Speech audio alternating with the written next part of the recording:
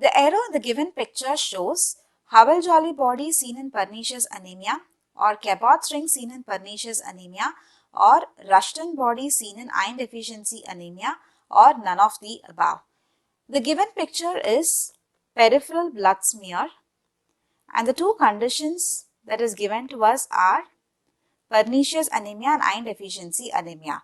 Pernicious anemia is due to deficiency of intrinsic factor, which leads to defective absorption of vitamin B12, and therefore there is deficiency of vitamin B12 seen in pernicious anemia, whereas in case of iron deficiency anemia there is reduced iron content either because of decreased production or because of increased excretion of iron from the body. Apart from that, we can see in pernicious anemia the cells appear macrocytic because there is nuclear maturation lag seen in pernicious anemia, because the nuclear maturation requires vitamin B12. Whereas in case of iron deficiency anemia, the cells appears microcytic in the smear because there is cytoplasmic maturation lag that is seen in case of iron deficiency. And therefore, in the given clinical picture, you can see that the cells appear larger in size, and they appear abnormally larger in size. You can see all the cells are larger than normal, which indicates that the peripheral blood smear gives a macrocytic picture. This includes that it is not an iron deficiency anemic picture. Therefore, we can exclude option 3 from the given options. Next, we have to exclude or conclude from the two given options, that is Howell-Jolly body seen in pernicious anemia or Cabot's ring seen in pernicious anemia, or none of the above. So here, to the surprise, we have to know that in pernicious anemia, both the structures are seen, that is Howell-Jolly bodies as well as Cabot's ring, and we have to identify the one that is marked in the picture is Howell-Jolly body or Cabot's ring. For that, we have to know what are these structures. So, in case of pernicious anemia, you will find three important findings.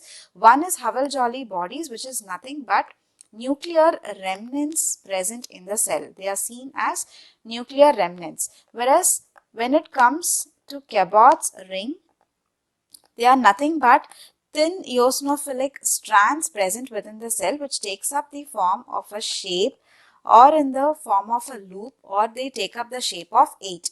This is Cabot's ring appearance. And the third feature is punctate basophilia, wherein you will find numerous basophilic granules filling the cell.